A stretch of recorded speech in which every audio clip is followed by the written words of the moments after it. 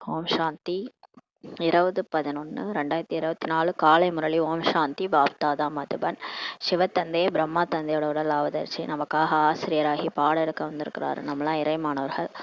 மிக கவனமா ஆத்மா அபிமானி நிலையிலிருந்து இந்த ஞான முரளியை நம்ம கேட்கலாம். பாபா சொல்றாங்க, இனிமையான குழந்தைகளே, மன்மனாபவ என்ற வசியப்படுத்தும் மந்திரத்தின் மூலமாகத்தான் நீங்கள் மாயை மீது வெற்றி அடைய முடியும். இதே மந்திரத்தை அனைவருக்கும் நினைவூட்டுங்கள். பாபா சொல்றாரு, பாபா தான் முதல்ல சங்கமேகத்துல வந்து மந்திரம் கொடுக்குறாரு. வசியப்படுத்தும் மந்திரம் மன்மனாபவ. மன்மனாபவன்றது நம்மளை தன்னை ஆத்மான்ட்டு புரிஞ்சுக்கணும். நம்ம இந்த உடல் இல்லை, நாம ஆத்மான்றதை புரிஞ்சுக்கிட்டு பரமாத்மாவை நம்மள மாதிரியே இருக்கிறாரு. அவர் நம்ம புள்ளியா இருக்கிறோம், கண்ணுக்கு தெரிய மாட்டோம். அது மாதிரி அவரும் புள்ளியா இருக்காரு, கண்ணுக்கு தெரிய மாட்டாரு. அவரை வந்து பரந்தாமத்துல பொன்னம்பலத்தவன், அதை பக்தியில சொல்லுவாங்க. பரந்தாமத்துல ஜோதி வடிவமா, ஜோதினா புள்ளியா இருக்கிறாரு, பாயிண்ட் ஆஃப் லைட்டு. நம்மளும் பாயிண்ட் ஆஃப் லைட்டு. அந்த மாதிரி நினைவு செய்யணும்.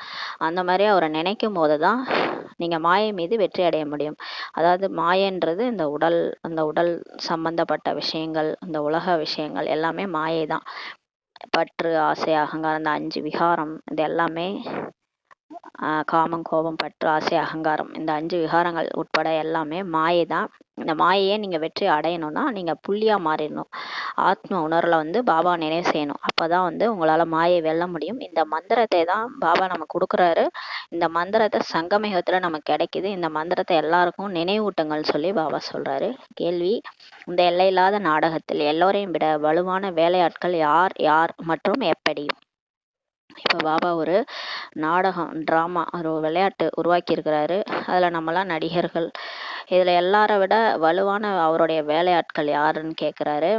மற்றும் எப்படி? பதில்: இந்த பழைய உலகத்தை சுத்தப்படுத்தக்கூடிய எல்லோரையும் விட வலிமையான வேலையாட்கள் இயற்கை சேதங்கள் ஆகும் சொல்கிறாரு. இப்போ நம்மளை வந்து பாபா தூய்மை பண்ணிட்டு இருக்கிறாரு. நம்ம தூய்மையாகிட்டு இருக்கிறோம். நமக்கு வைப்ரேஷன்ஸ் கொடுத்து நம்மளை தூய்மையாக்குறாரு. ஆனால் இந்த உலகத்தை எப்படி சுத்தம் பண்ணுறது? அவ்வளோ பெரிய தொடப்பம் எங்கே போகிறது? ஆனால் இந்த உலகத்தை சுத்தம் பண்ணுறதுக்கு ஈஸியாக ஒரு வேலையாட்கள் வச்சுருக்காரு. இயற்கை சேதங்கள் தான் அது. இந்த மாதிரி நிறையா பூகம்பம், வெள்ளம், இந்த மாதிரிலாம் வந்து சுனாமி, இதெல்லாம் வந்து உலகத்தையே தூய்மை பண்ணிடும். அதுதான் வேலையாட்கள்னு சொல்கிறாரு. பூகம்பம் ஏற்படுகிறது, வெள்ளம் வருகிறது, சுத்தமாகி விடுகிறது. இதெல்லாம் ஏன் நடக்குதுன்னா அந்த இடம் சுத்தமாகறதுக்காக அதெல்லாம் நடக்குதுன்றாரு. இதற்காக பகவான் யாருக்கும் டைரக்ஷன் அளிப்பதில்லை. இதுக்காகலாம் கடவுள் வந்து 5 தத்துவங்களுக்கும் அவர் டைரக்ஷன்லாம் கொடுக்கல. நீ போய் அதை பண்ணு, இதை பண்ணலாம் சொல்லலை. அதுவா நடக்குதுன்றாரு. இதெல்லாம் ட்ராமால பதிவாயிருக்குது, இதுக்கு நான் பொறுப்பு இல்லைன்றாரு. இது எப்படி நடக்குது? குளோபல் வார்மிங் ஆகுது. அங்கங்கே நிறைய ட்ரீயெல்லாம், மரத்தெல்லாம் அழிச்சிடுறாங்க. அப்புறம் மண் அரிப்பு ஏற்படுது. அப்புறம் வந்து சாயில் எரோஷன் ஆகுது. அப்புறம் வந்து என்ன ஆகுது, நிறைய நம்ம பண்ணுற அந்த குப்பை கூலங்கள் இதெல்லாம் போயிட்டு எல்லாமே வந்து உலகத்தில் எல்லாமே பொல்யூஷன் தான். பிரச்சனை காரணமே அந்த மனுஷங்க தான். நம்ம பண்ணதான் நம்ம அழிவுக்கு காரணமாகவே இருக்குது. இதில் கடவுளை நம்ம எப்படி காரணம் சொல்ல முடியும்? அதெல்லாம் பாபா சொல்கிறாரு. இந்த குளோபல் வார்மிங்னால ரொம்ப பூமி வந்து சூடாகுது. அதன் மூலமாக எங்கே பார்த்தாலும் இந்த மழை, வெள்ளம் இதெல்லாம் ஒரு 5 வருஷம் பெய்ய வேண்டியதெல்லாம் ஒரே வருஷத்தில் பெஞ்சிருது. இந்த மாதிரிலாம் நடக்கிறதுக்கு நான் காரணமே இல்லைன்னு சொல்லி பாபா சொல்கிறாரு. தந்தை எப்படி குழந்தைகளே அழிப்பார்? ஒரு அப்பா போய் எப்படி குழந்தைங்களை அழிப்பாரா? அதெல்லாம் வந்து ட்ராமாவில் இருக்குது. இதுவும் நாடகத்தில் ஒரு பாகம் அப்படின்னு சொல்லி பாபா சொல்கிறாரு. ட்ராமாவில் இது இப்போ ஒரு சினிமா பார்க்குறீங்க. சினிமாவில் ஒரு நல்ல சீன் வரும், கெட்ட சீன் வரும் இல்லையா? அதை ஏற்றுக்கிறோம் இல்லையா? அது மாதிரி தான் இதுவும் வந்து ட்ராமாவில் ஒரு பார்ட்டு. இதுக்கு நான் காரணம் இல்லைன்றாரு. ராவணன் ராஜ்யம் அல்லவா இது? வந்து இப்போ பாபா வந்து படைச்சது நல்ல அல்லாவின் தோட்டம், பூந்தோட்டம் மாதிரி இருந்தது. அங்கே இயற்கை சேதங்களை எதுவுமே வராத மாதிரி தான் அவர் ஒரு உலகத்தை படைச்சாரு. ஆனால் அந்த ராவணன் வந்த ராஜ்யம் வந்ததுனால தான் இந்த மாதிரிலாம் நடக்குதுன்னு சொல்கிறார். இதனை இறைவனால் ஏற்படுத்தும் சேதங்கள் என்று சொல்லவே முடியாதுன்னு சொல்லி சொல்கிறார். இது கடவுளே உருவாக்குற சேதங்கள்ட்டு இதை சொல்ல முடியாது அப்படின்னு சொல்லி பாபா சொல்கிறார். இதுக்கு யார் காரணம்? அவரா வந்து மரத்தெல்லாம் பிடிங்கினாரு. அவரா வந்து இந்த ஏசி, இந்த ஃப்ரிட்ஜு இதெல்லாம் கண்டுபிடிச்சி நீங்கள் எல்லாத்தையும் நம்ம பயன்படுத்துகிறோம். ஆனால் அதனால் சைடு எஃபெக்ட்ஸும் இருக்கும் இல்லையா? அதில் இருக்கிற அந்த வாயுகள்லாம் வந்து போயிட்டு அந்த ஓசோன் லேயரில் ஓட்டை போடுது. இதுக்கெல்லாம் காரணம் யார்? இது கடவுளை வந்து செஞ்சார். ஆனால் நம்ம வந்து பழி போடுறது நம்ம கடவுள் மேலே போடுறோம். இந்த இயற்கை சேதங்கள்லாம் வந்துச்சுன்னா உடனே என்ன சொல்கிறாங்கன்னா, கடவுள் கோபத்தில் இருக்கிறாரு, கடவுள் வெகுண்டு எழுந்துட்டாரு, கடவுளுக்கே பொறுக்கலை அதனாலதான் இதெல்லாம் நடக்குதுன்னு சொல்லி சில பேர் சொல்லுவாங்க. அதெல்லாம் காரணம் கிடையாது. இது வந்து டிராமால இருக்கு. இது வந்து 5 விகாரத்தின் காரணமாக மனுஷங்க வந்து புத்தி இழந்துட்டாங்க. எது நல்லது எது கெட்டதுன்னு தெரியாம ஆசை, பற்று, அகங்காரம் இதனால அவங்க செய்யற விஷயம்தான் இதெல்லாம். அதனால அவங்களே அழிஞ்சிடுறாங்கன்னு சொல்றாரு. ஓம் சாந்தி. தந்தை தான் குழந்தைகளே மன்மனாபவ என்று குழந்தைகளுக்கு புரிய வைக்கிறார். இப்ப கடவுள் தான் வந்து நமக்கு மன்மனாபவ மந்திரம் கொடுக்கறாரு. அப்படியின்றி குழந்தைகள் வந்து தந்தைக்கு புரிய வைக்க முடியும் என்பதல்ல. அப்படி இல்லாம குழந்தைகள் வந்து அப்பாவுக்கு புரிய வைக்க மாட்டாங்க. அப்பா தான் வந்து குழந்தைகளுக்கு புரிய வைக்கிறாரு. சிவபாபா மன்மனாபவ என்று குழந்தைகள் சொல்ல மாட்டாங்க. சிவபாபாவுக்கு போய் நம்ம மந்திரம் கொடுக்க மாட்டோம் மன்மனாபவன்ட்டு. அவரு தான் நமக்கு மன்மனாபவன்ட்டு சொல்றாரு. அப்படி இல்லை, குழந்தைகள் தங்களுக்குள் அமர்ந்து உரையாடுகிறார்கள், சிட்சாட் ஆலோசனை செய்கிறார்கள் என்றாலும் கூட மூல மகா மந்திரமோ தந்தை தான் தருகிறார்.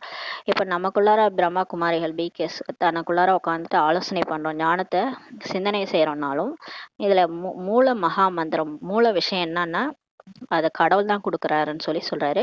குருக்கள் மந்திரம் கொடுக்குறாங்க இல்லையா. இப்ப குருட்ட போனோம்னா குரு மந்திரம் சொன்னாருன்னு சொல்லுவாங்க. இந்த பழக்கம் எங்கிருந்து வந்ததுன்னா இந்த சிவபாபா பண்ணிட்டு போனதுல இருந்து தான் வந்ததுன்னு சொல்றாரு. சிவபாபா சங்கமயுகத்துல மந்திரம் கொடுத்தாரு இல்லையா, மன்மனாபா, அந்த மாதிரிதான் இந்த குருக்கள் மந்திரம் கொடுக்குறாங்கன்னு சொல்றாரு. புதிய சிருஷ்டியை படைக்கக்கூடிய தந்தை தான் மன்மனாபாவா என்று முதலாவதாக மந்திரத்தை அளிக்கிறார். அப்ப மந்திரம் யார் சொல்றதுன்னா சிவன் தான் சொல்றாரு. புது உலகத்தை படைக்கக்கூடிய சிவன் அவர் தான் தந்தை. அவர் தான் வந்து மன்மனாபவன்ட்டு நமக்கு சொல்லி மந்திரத்தை கொடுக்குறாரு. மன்மனாபவனா அது வாயால சொல்ல வேண்டிய மந்திரம்லாம் கிடையாது. உடனே சிலர் வந்து மன்மனாபவன்ட்டு சொல்லி கிடப்பாங்க பக்தியில சொல்ற மாதிரி. அப்படி கிடையாது. மன்மனாபவன்றது மனதினால் இறைவனை நினைவு செய்வது. அதாவது ஆத்மாலதான் மனசு இருக்குது. ஆத்மா உணர்வுல தன்னை ஆத்மான்னு புரிஞ்சுட்டு என்னுடைய அப்பாவாகிய கடவுளை நினைவு செய்யறதுதான் மன்மனாபவ. அவருடைய சுய ரூபம் என்னன்னு தெரிஞ்சுட்டு நம்மளுடைய ரூபம் என்னன்னு தெரிஞ்சுட்டு சரியா நினைவு செய்யறதுதான் மன்மனாபவ.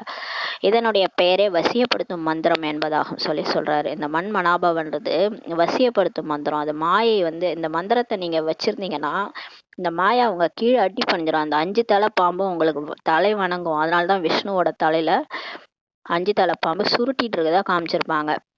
அந்த பாம்பு படுக்கையிலேயே விஷ்ணு படுத்துட்டு இருப்பாரு. ஏன்னா அவரு இந்த மன்மனாபவ மந்திரத்தை யூஸ் பண்ணி வசியப்படுத்திருக்காரு அந்த பாம்பை. அதனால இது வசியப்படுத்தும் மந்திரம் சொல்றாரு. அதாவது மாயை மீது வெற்றி பெறுவதற்கான மந்திரமாகும். அப்ப இந்த மாயை காமம், கோபம், பற்று, ஆசை, அகங்காரம் எனக்கு வரவே கூடாதுன்னா நான் என்ன செய்யணும்? நான் மன்மனாபவ என்ற மந்திரத்தை நான் வந்து அந்த மந்திரத்தை நான் கையாளணும். அதாவது நான் ஆத்மான்னு புரிஞ்சுட்டு என்ன அப்பாவை மட்டும் நினைக்கணும், சிவனை மட்டும் நினைக்கணும். ஏன்னா சிவனுக்கு ஒருத்தருக்கு தான் அந்த மாயா வந்து பயப்படும். மற்ற யாருக்குமே அந்த மாயா பயப்படாது. தேகதாரிகளா பயப்படாது. அந்த தேகம் இல்லாதவர், பிறப்பிறப்பிலே வராதவர் ஒருத்தருக்கு தான் சிவன் பயப்படும். அப்ப வந்து மாயை வெற்றி பெறுவதற்கான மந்திரமே அதான் சொல்றாரு. இது ஒன்றும் உள்ளுக்குள் ஜபிக்க வேண்டியதெல்லாம் கிடையாது. அதுக்காக சிலர் வந்து மன்மனாவா பக்தியில சொல்ற மாதிரி ஜபிச்சிட்டு இருக்கிறாங்க. அந்த மாதிரி எல்லாம் செய்யக்கூடாது. இதுவோ புரிய வைக்க கூடியதாகும் சொல்றாரு. தந்தை அர்த்தத்துடன் இப்ப வந்து புரிய வைக்கிறாரு. தன்னை ஆத்மான்னு புரிஞ்சுட்டு பரமாத்மாவை நினைவு செய்வது, சரியான அர்த்தத்தோட நினைவு செய்யறது தான் மன்மனாபவ மந்திரம்ட்டு கரெக்டா புரிய வைக்கிறாரு. கீதையில் உள்ளது என்றாலும் கூட பொருளை எவருமே புரிந்து கொள்வதில்லை. ஆனா இந்த மந்திரம் மன்மனாபவன்ற வார்த்தை பகவத்கீதையில இருக்குன்றாரு. இது கீதையின் அத்தியாயமாகும். இப்ப நடக்கிறதே கீதையோட அத்தியாயன்றாரு. ஆனால் பேரை மட்டும் மாற்றிட்டாங்க. ஆனா அந்த கீதையின் எழுதினவர் கிருஷ்ணர்ன்னு சொல்லி பேரை மட்டும் மாற்றி போட்டாங்க. அப்பா பேருக்கு பதிலாக பிள்ளை பேரை போட்டாங்க. பக்தி மார்க்கத்துல எவ்வளவு பெரிய பெரிய புத்தகங்கள்லாம் உருவாக்கப்படுகின்றன. உண்மையில் இதுவோ தந்தை வந்து குழந்தைகளுக்கு வாய் வழியாக புரிய வைக்கிறார். பக்தியில நிறைய புத்தகங்கள் உருவாக்கி இருக்கிறாங்க. சாஸ்திரங்கள், ராமாயணம், மகாபாரதம், அந்த மாதிரி பகவத்கீதைன்ற பெரிய பெரிய புக்கெல்லாம் இருக்குது. ஆனா இங்க கடவுள் வந்து நேரா பேசிட்டு இருக்கிறார், வாய் மூலமா புரிய வைக்கிறாருன்னு சொல்றாரு. தந்தையின் ஆத்மாவில் ஞானம் இருக்கிறது. கடவுளுடைய ஆத்மால ஞானம் இருக்கு. அந்த ஞானத்தை தான் நமக்கு சொல்றாரு. குழந்தைகளுடைய ஆத்மா தான் தாரணை செய்கிறது. அவர் சொல்ற ஞானத்தை வாய் மூலமா புரிய வைக்கும் போது நம்ம ஆத்மா, நம்ம குழந்தைகள் அதை தாரணை செய்யணும்னு சொல்றாரு. மற்றபடி எளிதாக புரிய வைப்பதற்காக மட்டுமே இந்த படங்கள் ஆகியவை உருவாக்கப்பட்டுள்ளன. மற்றபடி பாபா வாயால சொல்றதுதான் நம்ம கேட்டுட்டு இருக்கோம். மற்றபடி இந்த 7 நாள் கோர்ஸ், இந்த படம்லாம் உருவாக்கியிருக்காங்களே, அந்த ஆத்மா, பரமாத்மா, சிருஷ்டி சக்கரம், ஏணிப்படி, அந்த இது எல்லாமே வந்து கல்ப விருட்ச மரத்தினுடைய படம் இதெல்லாம் புரிய வைக்கிறதுக்காக படமா உருவாக்கப்பட்டுள்ளன்னு சொல்லி சொல்றாரு. இப்ப குழந்தைகளுக்கு யானைன்னு சொன்னோம்னா அது தெரியாது இல்லையா, யானையோட படத்தை காமிச்சாதான் இது யானைன்றது தெரியும் இல்லையா. அந்த மாதிரி பாபா இப்ப நமக்கு படங்கள் 7 நாள் கோர்ஸ்க்காக உருவாக்கி கொடுத்துருக்காரு. ஏன்னா அப்படியே போய் நீங்க சொன்னீங்கன்னா யாருக்கும் புரியாது, அதே படம் காட்டி சொன்னீங்கன்னா புரிஞ்சுக்குவாங்க. அதனால படத்தை உருவாக்கி இருக்கிறாரு ஈஸியா புரிய வைக்கிறதுக்காக. குழந்தைகளாக உங்களுடைய புத்தியில இந்த முழு ஞானம் இப்ப இருக்குதுன்னு சொல்லி சொல்றாரு. இப்ப நமக்குள்ளார புத்தியில எல்லா ஞானம் வந்துருச்சு. உண்மையில் இப்ப நம்ம கேட்டா எல்லாத்தையும் நம்ம ஒப்பிப்போம், அந்த அளவுக்கு ஞானம் நம்ம புத்தியில இருக்கு. உண்மையில் ஆதி சனாதன தேவதா தர்மம் ஒரு காலத்துல இருந்தது, அதுதான் சொர்க்கம். வேற எந்த கண்டமும் அந்த நேரத்துல இருக்கவில்லை என்பதை நீங்க தெரிஞ்சிருக்கிறீங்க. பின்னால் தான் இந்த கண்டங்கள் தான் வந்திருக்குது. பாருங்க, கொலம்பஸ் டிஸ்கவர்டு அமெரிக்கா, அந்த மாதிரி எல்லா கான்டினென்ட்டையும் கண்டுபிடிச்சிருக்கிறாங்க, அதுக்கப்புறம் தான் கண்டுபிடிச்சிருக்காங்க. ஆனா இந்தியாவெல்லாம் அந்த மாதிரி கண்டுபிடிக்கல, அது ஆதியில இருந்தே இருக்குது. இந்தியா எப்போ இருந்தது அப்படின்னு பாத்தீங்கன்னா அது யாருமே சொல்லல, அதை யாரும் கண்டுபிடிக்கவும் இல்லை, அது அப்போல இருந்தே இருந்திருக்குது. இந்தியா மட்டும்தான் பாரதம்ன்றது ஆதி காலத்துல இருந்தே இருந்திருக்குது. மற்ற நாடுகள்லாம் இப்பதான் சேர்ந்திருக்குதுன்னு சொல்லி சொல்றாரு, ஒவ்வொரு கான்டினென்ட்டா. எனவே இந்த படத்தையும் ஒரு மூலையில் வைத்து விட வேண்டும். அதனால சொல்றாரு, அதனால எல்லா படத்தையும் மூலையில வைத்திருங்கன்றாரு. பாரதத்தில் இவர்களுடைய ராஜ்யம் இருக்கும்போது வேறு எந்த தர்மமும் இருக்கவில்லை என்பதை இதில் காண்பீர்கள். இந்த சொர்க்கத்தினுடைய படத்தை காமிச்சீங்கன்னா அதுல பாரதத்துல லட்சுமி நாராயணனுடைய ராஜ்யம் இருக்கும்போது வேற எந்த தர்மமும் இல்லை அப்படின்னு சொல்லி காட்டலாம். இப்போதான் எத்தனை தர்மங்கள் உள்ளன பாருங்க. இப்போ பாருங்க, இப்ப கலியுக இறுதியில அவ்வளவு தர்மம் இருக்கு. இந்து, முஸ்லிம், கிறிஸ்டின், சீக்கிய தர்மம், புத்த தர்மம் எல்லாமே இருக்கு இல்லையா. பிறகு இவை அனைத்துமே இருக்காதுன்னு சொல்லி பாபா சொல்றாரு. இது பாபாவின் திட்டமாகும். சொல்லுவாங்கல்ல, மனுஷன் ஒரு திட்டம் போட்டா மனிதன் ஒன்று நினைக்க தெய்வம் ஒன்று நினைக்கும். இதுதான் இது கடவுளுடைய திட்டம்ன்றாரு. அவர்களுக்கு பாவம் எவ்வளவு கவலை ஏற்பட்டுள்ளது. ஆனா வெளிநாட்டுல இருக்கவங்களாம் ரொம்ப கவலையா இருக்கு. இப்போ குழந்தைகளாகிய நீங்கள் எதுவும் முற்றிலும் சரியானதாகும் என்பதை புரிந்திருக்கிறீர்கள். இப்ப நம்ம புரிஞ்சுக்கிட்டோம் எல்லாமே கரெக்டா தான் டிராமா படி நடக்குதுன்ட்டு. தந்தை பிரம்மா மூலமாக இப்ப ஸ்தாபனை செய்கிறார் என்றும் எழுதப்பட்டுள்ளது. இந்து தர்மத்துல எல்லாமே எழுதியிருக்கிறாங்க, எல்லாமே சாஸ்திரங்கள்ல எல்லாம் அந்த மாவுல உப்பு கலந்த மாதிரி அங்கங்க உண்மை இருக்குது. அதெல்லாம் தோண்ட தோண்டதான் நமக்கு கரெக்டு தான் இதெல்லாம் சரியா தான் சொல்லியிருக்காங்க. ஆனா சரியா புரிஞ்சிக்கலன்றது நம்ம தெரிஞ்சுக்கிறோம். இப்ப பிரம்மா மூலமா ஸ்தாபனை, விஷ்ணு மூலமா பாலனை, சங்கரர் மூலமா விநாசம், இதெல்லாமே சொல்லியிருக்கிறாங்க இல்லையா. அதே தான் பாபாவும் செய்யறாரு. இப்ப பிரம்மா மூலமா ஸ்தாபனை செய்யறாரு. எதனுடைய ஸ்தாபனை செய்யறாரு? புதிய உலகத்தினுடைய ஸ்தாபனை பண்றாரு. பாபா சொல்றாங்க, யமுனையின் கரை இதுதான் தலைநகரம் ஆகும் சொல்லி பாபா சொல்றாரு. அந்த புது உலகம் இருந்தது இல்லையா, அந்த புது உலகம் எங்க இருந்ததுன்னா யமுனையின் கரையில தான் இருந்தது. யமுனையின் கரை தான் தலைநகரமா இருந்தது. இப்ப நம்ம நியூ டெல்லி இருக்குது இல்லையா, அந்த மாதிரி இடத்துல அங்கதான் அந்த யமுனை கரையெல்லாம் இருக்குது. அந்த இடத்துலதான் புது உலகம் இருந்ததுன்றாரு. அங்க ஒரே ஒரு தர்மம் தான் இருக்கும். அந்த புது உலகத்துல ஒரே தர்மம், ஆதி சனாதன தேவதா தர்மம், எல்லாரும் ஒரே தர்மம் தான். இப்ப பாத்தீங்கன்னா விதவிதமா ஹிந்து தர்மம்னா அவங்க தனியா கடவுள் கும்பிடுறாங்க, முஸ்லீம்னா அவங்க அல்லா கும்பிடுறாங்க, கிறிஸ்டின்னா அவங்க ஜீசஸ் கும்பிடுறாங்க. இந்த மாதிரி வேறு வேறு தர்மம், வேற வேற மொழி பேசுறாங்க, வேற வேற எல்லாமே வேற வேற இருக்கிற மாதிரி இருக்கு இப்போ உலகம். ஆனா பாபா சொல்றாரு, இதே உலகம் சொர்க்கமா இருந்தது. அப்ப அங்க ஒரே ஒரு தர்மம் தான் இருந்துச்சு. எல்லாரும் ஒரு நாடு, எல்லாருமே ஒரே மதத்தவரா, ஒரே மாதிரி இருந்தாங்க, ஒரே தர்மத்தவரா இருந்தாங்கன்றாரு. செடி முற்றிலும் சிறியதாகும் பாபா சொல்றாரு. அப்ப செடி சின்னதா இருந்தது, 9 லட்சம் பேர் தான் இருந்தாங்க. இந்த விருட்சத்தின் ஞானம் கூட தந்தை தான் அளிக்கிறார். இப்ப இந்த கல்ப விருட்ச மரம் இருக்கு இல்லையா, அந்த விருட்சம் எப்படி இந்த உலக மனித மரம்ன்றது அதோடைய விருட்சத்தை பத்தின ஞானத்தை நமக்கு பாபா சொல்றாரு. சக்கரத்தின் ஞானம் அளிக்கிறார். இந்த சக்கரம், சிருஷ்டி சக்கரம் எப்படி இருக்குது, எப்படி தோன்றுச்சு, இந்த உலகம் எப்படி தோன்றுச்சு, முத என்ன இருந்துச்சு, அப்புறம் என்னவாச்சு என்ற எல்லா ஞானத்தையும் நமக்கு கொடுக்குறாரு. சத்தியுகத்தில் ஒரே ஒரு மொழி தான் இருக்கும். இப்ப பாருங்க எவ்வளவு மொழி பேசுறாங்க. இங்க இருந்து வேற நாடுக்கு போனா நம்ம அப்படியே முழிக்க வேண்டியதா இருக்குது, அந்த மொழி தெரிய மாட்டுது நமக்கு. நம்ம ஒரு நாட்டுல ஒரு மொழி பேசுறோமா, ஆனா சொர்க்கத்துல அப்படி கிடையாது, எல்லாரும் ஒரே மொழி தான் பேசுவாங்க, வேற எந்த மொழியுமே அங்க இருக்காது, ஒரே ஒரு பாரதம் தான் இருந்தது சொல்லி சொல்றாரு. ஒரே ஒரு ராஜ்யம் இருந்தது, ஒரே ஒரு மொழி இருந்தது என்பதை நீங்கள் நிரூபிக்கலாம் சொல்லி சொல்றாரு. இதெல்லாம் நிரூபிச்சு சொல்லுங்கன்றாரு. பேரடைஸ் சொர்க்கத்தில் சுகம் சாந்தி இருந்தது. இந்த உலகம் சொர்க்கமா இருக்கும்போது அங்க சுகமும் இருந்தது, சாந்தி இருந்ததுன்றாரு. துக்கத்தின் பெயர் அடையாளமே அங்க இருக்கவில்லை. ஹெல்த், வெல்த், ஹாப்பினஸ், அதாவது உடல் ஆரோக்கியமும் இருந்தது, செல்வ செழிப்பும் இருந்தது, சுகமும் இருந்தது, எல்லாமே இருந்தது. ஆரோக்கியம், செல்வம், சுகம் எல்லாமே இருந்தது. இது மாதிரி ஒரு உலகம் பார்த்திருக்கீங்களா? இதுதான் நம்ம விரும்புறோம். ஆரோக்கியம் இருக்கணும், செல்வம் இருக்கணும், சுகமாவும் வாழணும். இதுதானே எல்லாருமே விரும்புறது. இது இருந்ததுன்றாரு பாபா. பாரதம் புதியதாக இருக்கும்போது ஆயுளும் மிகவும் நீண்டதாக இருந்தது. இந்த பாரதம் வந்து புதுசா இருக்கும்போது எல்லாரும் அங்க வாழ்ந்தவங்களுக்கு ஆயுள் கூட நீண்டதா இருந்தது. ஏன்னா அங்கதான் ஆரோக்கியமா இருந்தாங்க இல்லையா. அப்ப நீண்ட நீண்ட ஆயுளோட இருந்தாங்க. ஏனெனில் தூய்மை இருந்தது. அவங்க தூய்மையா இருந்தாங்க, அதனாலதான் ஆயுளோட இருந்தாங்கன்னு சொல்றாரு. தூய்மையாக பவித்திரமாக இருக்கும்போதுதான் மனிதர்கள் ஆரோக்கியமாக இருக்கிறாங்க. எப்ப மனிதர்கள் உடல் மனம் எல்லாத்துலேயுமே தூய்மையா இருக்கிறாங்களோ அப்ப அவங்களுக்கு எந்த ஒரு பிபி டயபெட்டிஸு சுகர் எதுவுமே வராது. இப்ப பிரச்சனை காரணமே மனசு நிம்மதியா இல்லை, உடம்புலயும் 1008 பிரச்சனை. அதனாலதான் அவங்களுக்கு ஆரோக்கியம் குறைஞ்சு சீக்கிரம் இறந்துடுறாங்க.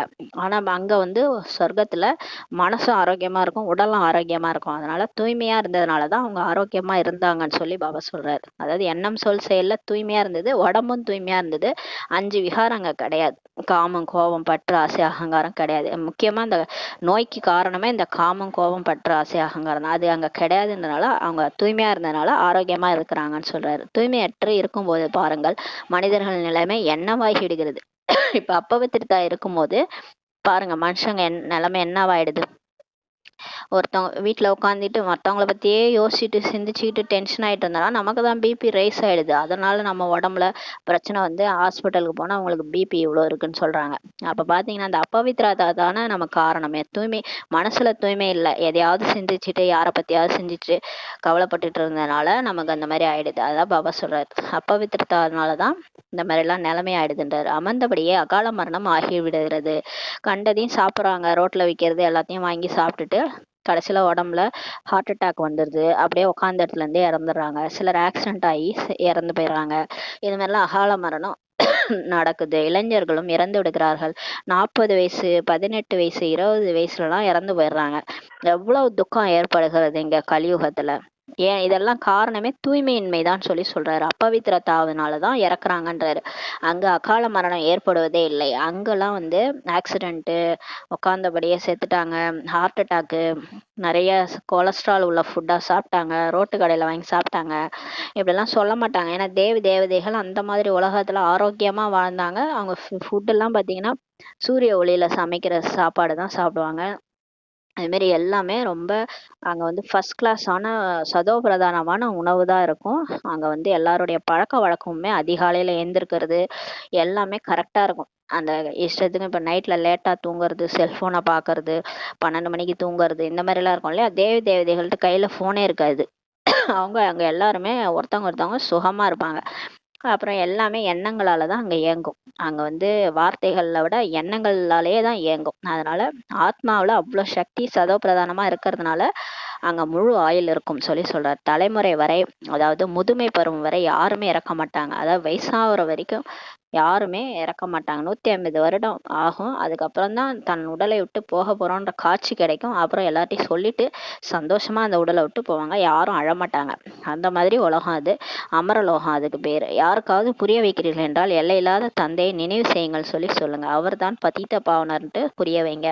அவரே சத்கதியின் வள்ளல் ஆவார் என்பதை புத்தியில் பதிய வைக்கணும். இப்ப யாருக்காவது புரிய வைக்கிறேன்னா ஃபர்ஸ்ட் கடவுளை பத்தி சொல்லணும். நம்மளோட பெருமையை பத்தி சொல்லிட்டு இருக்க கூடாது. ஃபர்ஸ்ட் கடவுள் யாரு, அவர் வந்திருக்கிறாரு, அவர் வேலை செஞ்சுட்டு இருக்காரு, அவர் என்ன பண்ணுவாரு, அவர் வந்து எல்லாரும் தூய்மையாற்றவர்களே தூய்மையாக்குவாரு, அவர் எல்லாருக்கும் சத்கதி கொடுப்பாருன்றத புத்தியில பதிய வைங்க. உங்களிடம் அந்த வரைபடம் கூட இருக்க வேண்டும் சொல்லி சொல்றாரு. அவரை பத்தின படம் கூட உங்கள்கிட்ட இருக்கணும். அப்போது நிருபத்தி புரிய வைக்க முடியும் சொல்லி சொல்றாரு. இன்றைய வரைபடம் இது, நாளைய வரைபடம் இதுன்னு சொல்லி நீங்க புரிய வைக்கணும்ன்றாரு. இப்ப கலியுகம் எப்படி இருக்கு, நாளைக்கு சொர்க்கம் எப்படி ஆக போகுது, இதெல்லாம் நீங்க காமிச்சு புரிய வைக்கணும். ஒரு சிலரும் நல்ல முறையில் கேட்கவும் செய்கிறார்கள். இதை முழுமையாக புரிய வைக்க வேண்டியுள்ளது. பாபா சொல்றார், சிலர் நல்ல முறையில கேட்கவும் செய்யறாங்க இல்லையா. இப்ப சிலர் வந்தாங்கன்னா அது ஒரு இன்ட்ரெஸ்ட் காட்ட மாட்டாங்க. அது வந்து நம்ம சொல்றதே காதுல வாங்க மாட்டாங்க.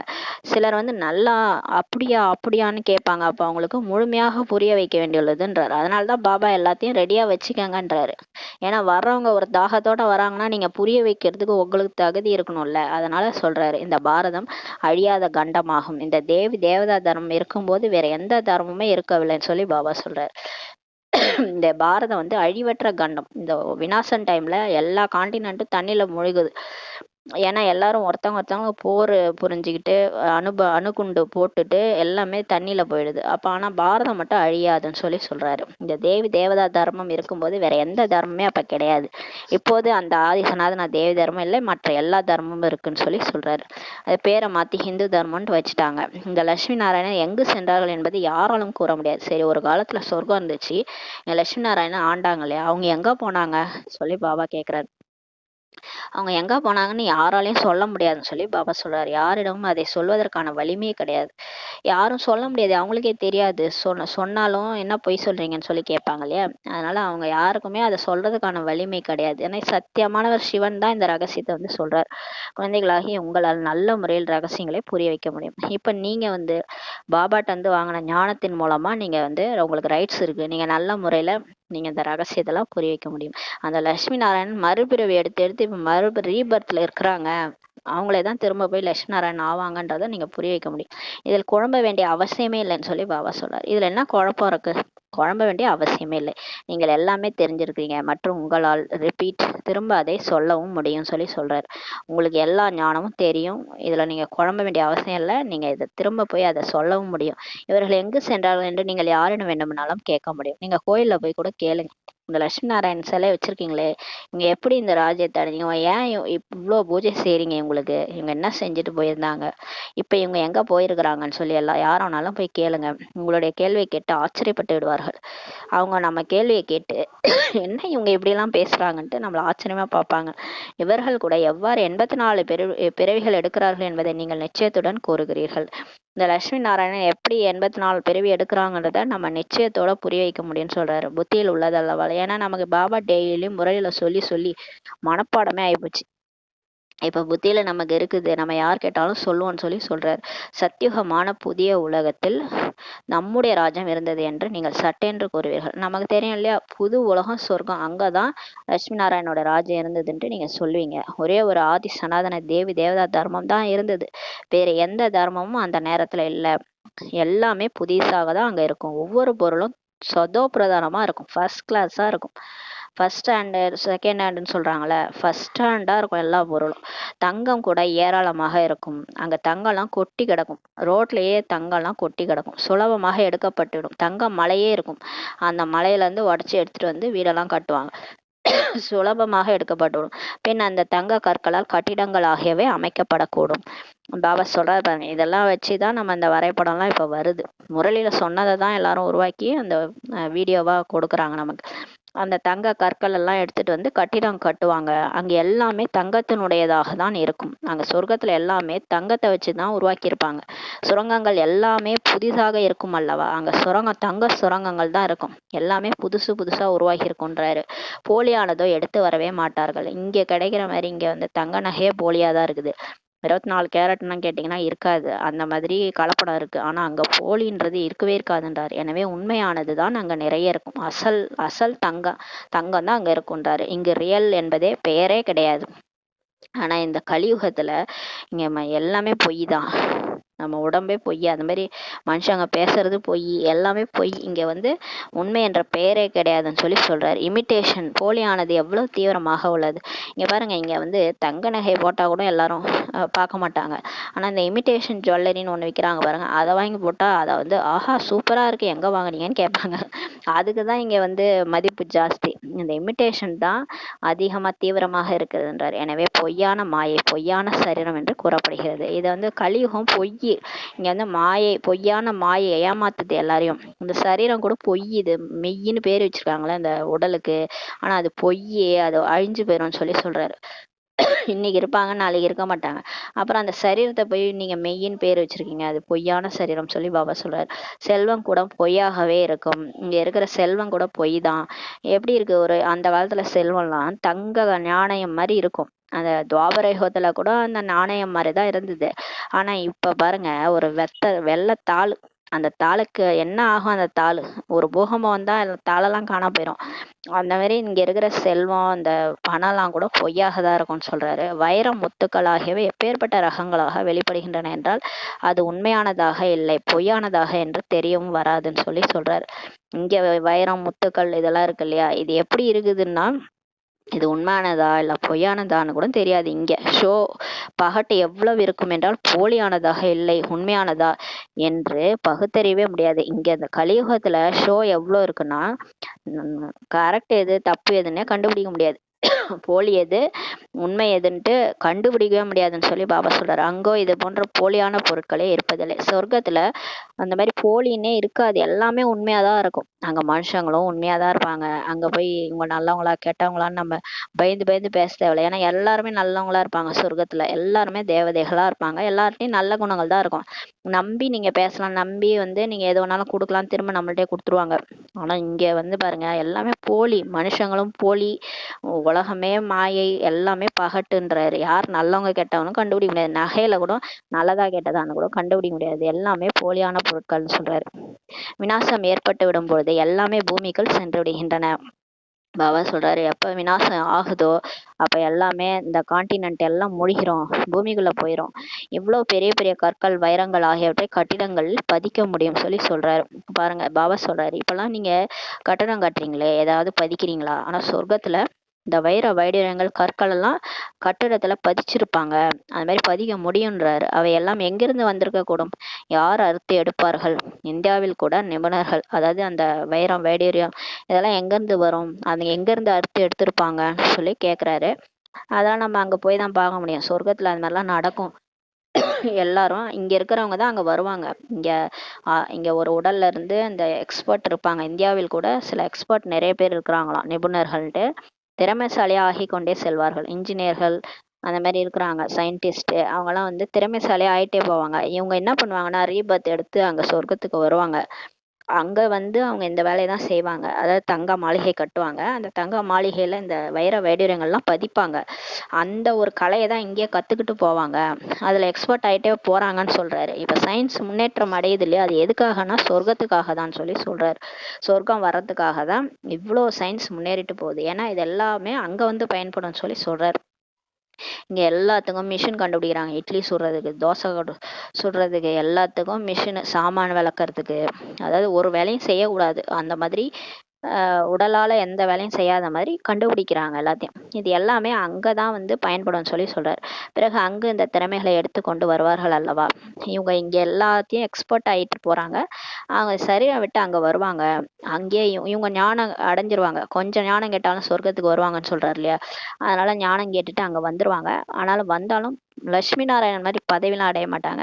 அங்க இந்த வேலைகளை, இந்த திறமைகளை அங்க செய்வாங்கன்னு சொல்றாரு. திறமைகளை எடுத்துக்கொண்டு வருவார்கள் அல்லவா. கிரீடங்கள் ஆகியவை வைரங்களால் மட்டும் உருவாக்குவார்களா என்ன? இந்த கிரீடம்லாம் இருக்கு இல்லையா, லட்சுமி நாராயணனுடைய கிரீடம்லாம் வைரத்தை வச்சு மட்டும் உருவாக்குவாங்களா? அங்கோ முற்றிலுமே ரிஃபைன், சுத்திகரிக்கப்பட்ட உண்மையான வைரங்கள் தான் இருக்கும். அதை வச்சுதான் செய்வாங்க. இந்த மின்சாரம், தொலைபேசி, மோட்டார் ஆகியவை முதலில் எதுவுமே இல்லாமல் தான் இருந்ததுன்னு சொல்றாரு. பாருங்க, பிரம்மா பாபா 1936க்கு முன்னாடி ரொம்ப இந்த அளவுக்கு எலக்ட்ரிசிட்டி, இந்த ஃபோன்லாம் பார்த்தீங்கன்னா நமக்கே தெரியும். நம்ம இப்போதான் இந்த அளவுக்கு டச் ஃபோன் இதெல்லாம் நம்ம பார்த்துட்டு இருக்கோம். நம்ம இந்த ஃபோன்லாம் ரொம்ப அந்த அளவுக்கு வரல நம்ம காலத்திலேயே. அப்போ பாருங்க, அந்த காலத்துல இந்த எலக்ட்ரிசிட்டி, தொலைபேசி, மோட்டார் பைக் இதெல்லாம் அவ்வளோ கிடையாது. நமக்கே தெரியும். இப்போதான் ஒரு 10 வருஷமா தான் இதெல்லாம் ரொம்ப அதிகமாயிட்டு போயிட்டு இருக்கு. இதெல்லாம் இந்த பிரம்மா பாபா அவ்யக்தமான பிறகுதான், இந்த 100 வருஷத்துலதான் இவ்வளோ டெவலப்மெண்ட் சொல்லி பாபா சொல்றாரு. பாபாவின் இந்த வாழ்க்கைக்குள்ளேயே என்னவெல்லாம் வெளிப்பட்டுள்ளது பாருங்க. சிவன் பிரம்மா உடல்ல அவதரிச்சு 100 வருஷம் ஆகுது. பிரம்மா பார்ட் பிளே பண்றாரு, அதாவது படைப்பினுடைய பார்ட் பிளே பண்ணிட்டு இருக்கிறாரு. இந்த டைம்ல இந்த 100 வருஷத்துலதான் இது எல்லாமே நடக்குதுன்னு சொல்றாரு. 100 வருடங்களுள் தான் இவை எல்லாமே கண்டுபிடிக்கப்பட்டுள்ளன. எலக்ட்ரிசிட்டியில இருந்து, அந்த மோட்டார்ல இருந்து, இது செல்போனு, இது எல்லாமே எதுக்காகனா சேவைக்காக தான் பாபா நமக்காக கண்டுபிடிச்சிருக்கிறாங்க. சேவை செய்யறதுக்காக, இது எல்லாமே யூஸ்ஃபுல்லா இருக்கிறதுக்காக பாபா நமக்கு கொடுத்துருக்கிறாரு. அங்கோ பெரிய நிபுணர்கள் இருப்பார்கள். பாபா சொல்றாரு, அங்கெல்லாம் பாத்தீங்கன்னா எக்ஸ்பர்ட் நிறைய பேர் இருப்பாங்க சொர்க்கத்துல. இதுவரையும் கற்றுக்கொண்டே இருக்கிறார்கள். அதாவது இங்க கத்துக்கிட்டு போற கலையை தான் அங்க எடுத்துட்டு வராங்க சொர்க்கத்துலன்னு சொல்றாரு. எக்ஸ்பர்ட்டா இருப்பாங்கன்னு சொல்றாரு. இதை விட ரொம்ப எக்ஸ்பர்ட். ஏன்னா ஆத்மா சக்திசாலியா இருக்கும் இல்லையா. பேட்டரி சார்ஜ் ஆன ஆத்மா எப்படி இருக்கும் எல்லாமே அதுக்கு தெரியும் இல்லையா. டக்கு டக்கு டக்குன்னு வேலையை முடிச்சிடும் ஆத்மா. அதாவது அந்த உடலை வச்சு ஈஸியா வேலையை முடிச்சிடும். இங்க நம்ம சொங்கி மாதிரி இருக்கும். இதுக்கே பாபா வந்து நமக்கு சக்தி கொடுக்கும்போது அன்னைக்கு நாள் ஃபுல்லா எப்படி காரியம் செய்யறோம். பாபா கர்ம யோகியா இருந்து வேலை செய்யும் போது வேலை செய்யறதே நமக்கு தெரிய மாட்டுது. அந்த அளவுக்கு பாபா நமக்கு சக்தி கொடுக்குறாரு. அப்ப ஆத்மா ஃபுல் சார்ஜ் ஆன பேட்டரி ஆத்மா சொர்க்கத்துல எப்படி வேலை செய்யும் யோசிச்சு பாருங்க. எக்ஸ்பர்ட்டா இருக்கும், புத்திசாலி ஆகி கொண்டே இருக்கிறார்கள் சொல்லி பாபா சொல்றாரு. இப்பவே அவங்க புத்திசாலி ஆயிட்டு இருக்கிறாங்க. இதுவும் குழந்தைகளுக்கு சாட்சாத்காரம் சேவிக்கப்படுகிறது. இதெல்லாம் கூட பாபா வந்து காட்சியா காமிச்சிருக்கிறாராம் நிறைய பேருக்கு. அங்க ஹெலிகாப்டர்கள் கூட எளிதாக இயக்கப்படக்கூடியதாக இருக்கும். அங்க சொர்க்கத்துல புஷ்பக விமானம் தான் ஹெலிகாப்டர்னு சொல்றாரு. அது ரொம்ப ஈஸியா இயக்கக்கூடியதா இருக்கும். குழந்தைகள் கூட அதை இயக்குவாங்க. குழந்தைகள் கூட மிகவும் சதோப்பிரதானமானவர்களாக கூரிய புத்தியுடையவர்களாக தான் அங்க இருப்பாங்க. இங்க இருக்கிற குழந்தைங்கலாம் பாருங்களேன், ஒரே அடம் பிடிக்கிறது, ஒரே பிறந்த உடனே ஒரே அட்டகாசம், அடம் பிடிக்கிறது, இது வேணும் அது வேணும், ஒரே கத்துறது, அந்த மாதிரி தானே இங்க இருக்குங்க, அழறது. ஆனா அங்க பாருங்க குழந்தைகள் வந்து மிகவும் தூய்மையா இருப்பாங்க, கூரிய புத்தி உடையவர்களாக இருப்பாங்க சொல்லி சொல்றாரு. இனி கொஞ்சம் முன்னால் போய் பாருங்கள். பாபா சொல்ற இதை பாருங்களேன், இன்னும் கொஞ்சம் முன்னாடி போங்களேன், இன்னும் நாள் போக போக பாருங்க, உங்களுக்கு எல்லாமே காட்சி ஆகி கொண்டே இருக்கும் சொல்றாரு. சாட்சாத்காரம் ஆகி கொண்டே இருக்கும். உங்களுக்கு இன்னும் கொஞ்சம் போக போக அந்த ஞானம் நிரம்ப நிரம்ப, ஆத்மால சக்தி நிரம்ப நிரம்ப உங்களுக்கு காட்சி கிடைக்கும்ன்றாரு. என்ன நடக்க போகுது, என்ன வரப்போகுது, எல்லாமே காட்சி கிடைக்கும்ன்றாரு. எப்படி தங்களுடைய தேசத்திற்கு பக்கத்தில் வரும்போது மரங்கள் தென்படுகின்றன அல்லவா. இப்ப எங்கேயாவது நம்ம ஊருக்கு போயிட்டு வரோம், நம்ம வீட்டுக்கு வரோம் அப்படின்னா அப்ப வந்து மரம் வந்துருச்சு, தெரு வந்துருச்சு, வீடு வந்துருச்சுன்னு சொல்றோம்ல. அந்த மாதிரி நீங்க நெருங்க நெருங்க உங்களுக்கு சொர்க்கம் வந்துருச்சுன்ற மாதிரி உங்களுக்கு எல்லா காட்சியும் கிடைக்கும்ன்றாரு. அதாவது வந்தே போயிடுச்சு, சொர்க்கம் கிட்டயே வந்துருச்சு, நெருங்கிடுச்சு, இன்னும் ஒரு 10 வருஷம், இன்னும் ஒரு 2 வருஷம், இன்னும் ஒரு வருஷம் தான் அப்படின்ற மாதிரி நம்ம எண்ணுவோம்ல தீபாவளிக்கு. அந்த மாதிரி இன்னும் ஒரே வருஷம் தான், அடுத்த வருஷம் சொர்க்கம் அப்படின்ற மாதிரி எல்லா காட்சி கிடைக்க ஆரம்பிச்சிரும்ன்றாரு. அந்த அளவுக்கு பக்கத்துல வந்துருவீங்கன்றாரு. அந்த மாதிரி உள்ளுக்குள் குஷி ஏற்பட்டு கொண்டே இருக்கும். இன்னும் போக போக பாருங்களேன், உங்களுக்கு கவலையே இருக்காது. யாரெல்லாம் ஞானம் கேட்குறீங்களோ, யாரெல்லாம் பாபா நினைக்கிறீங்களோ, யாரெல்லாம் முழு பிகேவா கடைசி வரைக்கும் இருக்கீங்களோ, அவங்கள வந்து கையிலே பிடிக்க முடியாதுன்றாரு. அப்படியே ஆட்டம் போடுவாங்க. உள்ளுக்குள்ளார அப்படி இருக்கும், வெளியில கிடையாது. உள்ளுக்குள்ளார அவ்வளோ ஒரு ஆனந்தம், குஷி ஏற்பட்டு கொண்டே இருக்கும். ஏன்னா வந்துருச்சு சொர்க்கம், நான் போறேன் அப்படின்ற குஷி வந்துடும். இதோ வீடு வந்தே விட்டது அப்படின்ற ஒரு மனசுக்குள்ளார அந்த ஒரு குதூகலம், உள்ளுணர்வே அப்படி மாறிடும்ன்றாரு. இப்பொழுதே வந்து சேர்ந்தே விட்டோம் அப்படின்னே தோணுன்றார். கடைசியில் உங்களுக்கும் இது போல காட்சிகள் சாட்சாத்காரம் ஆகி கொண்டே இருக்கும். முதல்ல பிரம்மா பாபா கிடைச்சது இல்லையா. இப்ப கூட நம்ம கேள்வி கேட்கறோம்ல, ஏன் எங்களுக்கெல்லாம் காட்சி கிடைக்கல, பாபாவுக்கு மட்டும், பிரம்மா பாபாவுக்கு மட்டும் காட்சி காமிச்சாரு சிவபாபா, நமக்கு காட்சி காட்டலையே அப்படின்னு நம்ம கேட்கறோம்ல. அப்ப பிரம்மா பாபாவுக்கு அந்த விநாசத்தினுடைய காட்சிகள், சொர்க்கத்தினுடைய காட்சிகள் எல்லாமே பாபா ஆரம்பத்துல காமிச்சாரு. அதுக்கப்புறம் எல்லாருக்கும் காமிக்கிறத நிறுத்திட்டாரு. ஏன்னா இவங்க காட்சி பார்த்துக்கிட்டு பாபாவை நினைக்க மாட்டாங்க, அப்புறம் பேன காட்சியை பார்த்துட்டு இருக்கிறாங்க, இவங்க நம்மள நினைக்க மாட்டாங்கன்ட்டு நிறுத்திட்டாரு. அதுக்கப்புறம் புருஷார்த்தம் முடிஞ்சிடும். கடைசியா புருஷார்த்தம் முடிஞ்சிட்டு ரிசல்ட் வெளியானவரு எல்லாருக்கும் காட்சி கிடைக்கின்றாரு. ஒருத்தங்க விடாம எல்லா பிகேஸ்க்கும் உலகத்துல இருக்கிற எல்லாருக்குமே காட்சி கிடைக்கும். அப்ப வந்து காட்சி ஆயிட்டே இருக்கும்னு சொல்லி சொல்றாரு. அப்ப எல்லாருக்குமே காட்சி கிடைக்கின்றார். மோஸ்ட் பிலவட், மிகவும் அன்பிற்குரிய பாபா ஆவார் என்பதை குழந்தைகள் புரிந்துள்ளீர்கள். இப்ப நம்ம புரிஞ்சுக்கிட்டோம் இல்லையா, நம்ம பாபா எப்பேற்பட்டவர். சிவபாபா மிகவும் அன்பிற்குரிய பாபா ஆவார்ன்றதை நம்ம புரிஞ்சுக்கிட்டோம். எப்பேற்பட்ட நம்மளை எங்க கொண்டு போய் விடுறாரு பாருங்க. நம்ம எவ்வளவு தத்தளிச்சுட்டு இருந்தோம் விஷக்கடல்ல. இது ஒரு உலகமா, இது ஒரு வாழ்க்கையா, இங்க வாழறதா, எப்ப சாவோம் அப்படின்லாம் நம்ம நினைச்சிட்டு இருந்தோம். கடவுள் வந்து எவ்வளோ நம்மளை அந்த விஷக்கடல்ல இருந்து தூக்கி தூய்மைப்படுத்தி சாக்கடல்ல வந்து நம்மளை குளிக்க வச்சு குளிப்பாட்டி அழகுபடுத்தி வச்சிருக்கிறார். தினம் குணங்களாலையும் ஞானங்களாலையும் சக்திகளாலையும் அலங்கரிச்சு கெட்டு போனவங்கள அழகா மாத்திட்டு இருக்கிறாரு. அப்பேற்பட்டவர் நம்மளுடைய பாபா. எப்பேற்பட்டவர் மிகவும் அன்பிற்குரிய பாபா ஆவான்ட்டு நீங்க புரிஞ்சுக்கிறீங்க. அவர் இருப்பதே சுப்ரீம் ஆத்மா, உயர்ந்த ஆத்மாவாக இருக்கிறாரு. உயர்ந்த ஆத்மா அவர். அவரை எல்லாரும் நினைவு செய்யறாங்க. அவரை நம்ம மட்டுமா நினைக்கிறோம், உலகமே கடவுளை தாங்க நினைச்சிட்டு இருக்குது. அது நாஸ்திகர் கூட யாரும் நினைக்கிறாங்க, கடவுள் இல்லை கடவுள் இல்லைன்னு எப்பயும் அவரை பத்தி தான் நினைச்சிட்டு இருக்கிறாங்க. கடவுள் சொல்றது கடவுள் இல்லைன்ட்டு, ஆனா எப்ப பார்த்தாலும் கடவுள் கடவுள் தான் வாயில வருது. அவங்க கூட கடவுள் தான் நினைச்சிட்டு இருக்கிறாங்க பாருங்க. எல்லோருமே கடவுள் தான் நினைக்கிறாங்க. பக்தி மார்க்கத்தில் நீங்கள் கூட பரமாத்மாவை தான் நினைவு செய்து கொண்டிருந்தீர்கள் அல்லவா. நம்ம கூட பக்தியில யாரை நினைச்சிட்டு இருந்தோம், பரமாத்மா பரம்பொருளை தான் தேடி அலைஞ்சோம் இல்லையா. எனக்கு ஒருத்தர் இருந்தாரு, அவர் எங்கன்னு தெரியல, காணோம். அவர் எனக்கு எவ்வளோ அன்பு கொடுத்தாரு, என்னால அவரை கண்டு அவர் நான் தொலைச்சிட்டேன் அப்படின்னு தான் நம்ம தேடணும். எங்க எங்க கடவுள் எங்க எங்கன்ட்டு தேடி தேடி அலைஞ்சோம் இல்லையா. ஏன்னா சங்கம் யுகத்துல அவ்வளோ அன்பு கொடுத்தாரு இல்லையா நம்ம மேல. அதனாலதான் அவரை தேடி தேடி அலைஞ்சோம் பக்தி மார்க்கத்துல. ஆனால் அவர் சிறியவராக இருக்கிறாரா அல்லது பெரியவராக இருக்கிறாரா என்று தெரியாமல் இருந்தது. ஆனா பக்தியில நம்ம அவர் எப்படி இருக்கிறாருன்னு தெரியாம வழிபட்டோம். யாரை பார்த்தாலும் இவராது சொல்லி, கிருஷ்ணரா ராமரா, இவர்தான் கடவுள் இவர்தான் கடவுள்ன்ட்டு ஒரு ஒரு கோயிலா போய் தேடணும் இல்லையா. ஆனா அவர் எப்படி இருந்தார், சின்னவரா இருந்தாரா இல்ல பெருசா இருந்தாரான்னு தெரியாம இருந்தது. புருவ மத்தியில் பிரகாசிக்கும் அதிசயமான நட்சத்திரம் என்று கூட பாடுகிறார்கள். அவங்க எல்லாமே பக்தி மார்க்கத்திலே பாடுறாங்க. ஆத்மா எப்படி இருக்குன்னா புருவ மத்தியில பிரகாசிக்கும் அதிசயமான நட்சத்திரம்ட்டு பாடுறாங்க. எனவே அவசியம் பிந்து ரூபமாக தான் இருப்பார் அல்லவா. அப்ப ஆத்மாவே பிரகாசிக்கும் அதிசயமான நட்சத்திரம் புள்ளியா இருக்குன்னா அப்ப அவர் கூட புள்ளியா தானே இருப்பாரு. ஆத்மாவுடைய அப்பாவும் புள்ளியா தானே இருப்பாரு. இப்ப பூனையோட அப்பா அம்மா எப்படி இருப்பாங்க, பூனை மாதிரி தானே இருப்பாங்க, நாய் மாதிரியா இருப்பாங்க. அதே மாதிரிதான் இப்ப பாபா நம்ம புள்ளியா இருக்கணும். நம்ம இந்த உடல் கிடையாது, நம்ம புள்ளியா இருக்கணும். ஏன்னா இந்த உடல் அழிஞ்சிருது, நல்லாவே தெரியும் எல்லாருக்கும். உடல் அழிஞ்சு போகுது. ஆத்மா இருந்தாங்க, போயிட்டாங்க அப்படிதான் சொல்றாங்க இல்லையா. அவர் போயிட்டாரு, பாடி எடுக்கணும், எல்லாரும் தானே சொல்றாங்க. அவர் போயிட்டாரு, அவர் யார், அவரு ஆத்மா தானே. ஆத்மா போயிட்டாரு, அந்த பாடி எடுக்க போறீங்க, பாடி கொண்டு போய் எரிச்சிடுறீங்க. அப்ப அந்த ஆத்மா எப்படி இருக்கிறாரு, கண்ணுக்கு தெரியல தானே. அப்ப அந்த ஆத்மாவோட அப்பா எப்படி இருப்பாரு, அவரும் கண்ணுக்கு தெரிய மாட்டார், அவரும் புள்ளியா தான் இருக்கிறாரு, பிந்து ரூபமாக தான் இருக்கிறார் அல்லவா.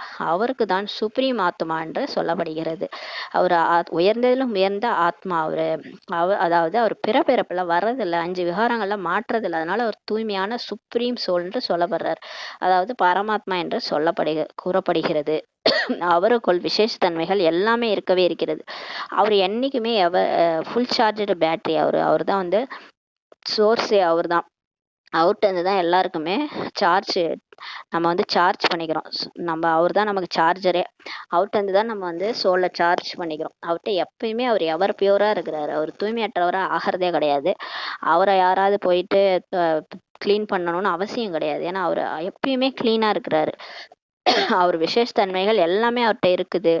உயிரோட இருக்கிறார். அவர் பரமாத்மா, ஞான கடல் ஆவார். எனவே என்ன ஞானம் சொல்வாரு, அதுவும் அவர் கூறும்போது தானே தெரிய வரும் இல்லையா. அவன் அருளால் அவன் தாழ் வணங்கி. பக்தியில எல்லாமே கரெக்டா சொல்லியிருக்கிறாங்க. அவரே சொன்னாதான் நமக்கு தெரியும் இல்லையா அவர் யாருன்ட்டு. நீங்கள் கூட முதலில் அறிந்தீர்களா என்ன. நம்ம கூட என்ன இதெல்லாம் தெரிஞ்சிருந்தோம், நம்மளும் பக்தி தான் பண்ணிட்டு சுத்திட்டு இருந்தோம். நம்ம கூட இந்த லிங்கம் யாரு, இந்த கோயில்ல லட்சுமி நாராயணன் யாரு, எதுவுமே தெரியாம தான் இருந்தது. எந்தெந்த கோயிலுக்கோ போனோம், என்ன செய்ய சொன்னாங்களோ செஞ்சோம். அதோட வீட்டுக்கு பழையபடி சண்டை போட்டுன்னு உட்காந்துருந்தோம். இந்த காமமும் போல, கோபம் போல, பற்று, ஆசை, அகங்காரம் எதுவும் போல, ஆக மொத்தம் பிரச்சனை, சண்டை, டிப்ரெஷன், எதுவுமே எல்லாமே பிரச்சனையா தான் இருந்தது. நம்மளும் புரிஞ்சிக்காம தான் இருந்தோம், பக்தியில இருந்தோம். ஆனா இப்போதான் நமக்கு ஞானம் கிடைச்சது இல்லையா. நான் ஆத்மான்னு புரிஞ்சு பரமாத்மா நினைக்கும் போது இந்த பேயே ஓடிடுது, நம்மளை பிடிச்ச பேயெல்லாம் ஓடிடுது. இப்ப நம்ம அமைதி ஆயிட்டோம் இல்லையா, நமக்கு சுகம் சாந்தி கிடைக்குது. இப்போது என்ன ஆச்சரியம், ஆத்மாவை கூட இந்த கண்களால் பார்க்க முடியாது, பிறகு தந்தையும் மறந்து விடுகின்றோம் என்பதும் தெரிய வருகிறது. இப்பதான் நமக்கு புரியுது. என்ன ஆச்சரியம், ஆத்மாவே கண்ணால பார்க்க முடியாது, அப்ப ஆத்மாவுடைய அப்பாவையும் கண்ணால பார்க்க முடியாது, அதனாலதான் நம்ம மறந்துட்டோம் அப்படின்றது இப்ப தெரிய வருகிறதுன்னு சொல்றாரு. நாடகத்தில் பாகம் எவ்வாறு உள்ளது என்றால், யாரை உலகத்துக்கே அதிபதியாக ஆக்குறாரோ அவருடைய பெயரை போட்டு விடுகிறார்கள். மேலும் ஆக்கியவரின் பெயரை இல்லாமல் செய்து விடுகிறார்கள். இந்த டிராமால எந்த மாதிரி ஒரு பார்ட் உருவாகி இருக்குன்னா, கிருஷ்ணர் கீதையை சொன்னாருன்ட்டு எழுதிட்டாங்க. யார உலகத்துக்கே அதிபதியா ஆக்குனாரோ அவர் பேரை போட்டுட்டு, யார் அந்த மாதிரி அவர் ஆக்குனாரோ அவர் பேரை போடாம விட்டுட்டாங்க, மறைச்சிட்டாங்க. அதாவது சிவன் மறைஞ்சிட்டாரு, கிருஷ்ணரை முன்னிறுத்திட்டாங்க, அவ்வளவுதான். கிருஷ்ணரா ஆக்கண்டு சிவன். ஆனா சிவன் பேரை போடாம கிருஷ்ணர் பேரை போட்டாங்க. கிருஷ்ணன் திரிலோகிநாதன், வைகுண்டநாதன்லாம் சொல்லிட்டாங்க. பொருள் எதையுமே புரியாம இருக்கிறாங்கன்னு சொல்றாரு. பெருமைப்படுத்தி விடுகிறார்கள், அவ்வளவுதான். அதாவது விஷ்ணு அதை தனித்தனி கடவுளா பிடிச்சு விட்டு விஷ்ணு தான் பெரியவர், சிவன் தான் பெரியவர்னு அப்படி வைணவம் அந்த மாதிரி பிரிச்சுட்டாங்க. சைவம் வைணவன்ட்டு பிரிச்சு அதுலயும் ஒரு பிளவை கொண்டு வந்துட்டாங்க. ஆனா உண்மையில அப்பா பையன் தான் சிவன் கிருஷ்ணன்றத புரிஞ்சிக்கல. பக்தி மார்க்கத்தில் அநேக விஷயங்களை உருவாக்கி இருக்கிறாங்கன்னு சொல்லி பாபா சொல்றாரு. பகவானிடம் எவ்வளவு வலிமை உள்ளது என்றால் அவர் 1000 சூரியன்களை விட தேஜோமயமானவர் சொல்லிட்டாங்க. அவரால் எல்லாவற்றையும் சாம்பலாக்கி விட முடியும்னு வர பக்தியில சொல்றாங்க. இப்படியெல்லாம் கூறி வச்சிருக்கிறாங்கன்னு சொல்றார். நான் குழந்தைகளை எப்படி எரிப்பேன் என்று தந்தை கூறுகிறார். இப்ப பாபா கேட்கிறாரு, 1000 சூரியனை விட தேஜோமயவாவா நான் இருக்கிறேன், அப்ப என் கிட்டயே யாரும் வர முடியாது, என்கிட்ட வந்தா நான் எரிச்சிருவேன் இப்படின்னு சொல்லி வச்சிருக்கிறாங்க. நான் போய் என் குழந்தைகளை எப்படி எரிப்பேன்னு சொல்லி கேட்குறாரு. எல்லாத்தையும் சாம்பலாக்கிடுவேன்னு சொல்லிட்டாங்க, நான் போய் எப்படி எல்லாரையும் எரிப்பேன்னு சொல்லி கேட்குறாரு. ஒரு அப்பா போய் குழந்தைகளை எரிக்க முடியுமா? இது நடக்கக்கூடியதே அல்ல சொல்றாரு. குழந்தைகளை தந்தை டெஸ்ட்ராய் அழித்து விடுவாரா என்ன? ஒரு அப்பா ஒரு பையனை தான் பெத்த குழந்தைய யாராவது அழிப்பாங்களா? இது எங்கேயாவது நடக்குமான்னு சொல்லி கேட்குறாரு. இல்லை, இதுவும் நாடகத்தில் ஒரு பார்ட்டு உள்ளதுன்னு சொல்றாரு. இப்போ இந்த இயற்கை சீற்றம் வருது, இது கடவுளுடைய குழந்தைகள் தான் எல்லாரும். அங்கங்கே இயற்கை சீற்றத்தில் அழிஞ்சு போகிறாங்க, இறந்துடுறாங்க. ஆனால் அவங்களுடைய கர்மா காரணம், அவங்க என்ன செஞ்சாங்களோ தெரியாது. இது வந்து நாடகத்தில் ஒரு பார்ட்டுன்னு சொல்றாரு. இது கர்ம கணக்குனாலேயோ இருக்கலாம், இல்லை அந்த நாடகத்தினுடைய ஒரு பாகமா இருக்கலாம்னு சொல்றார்.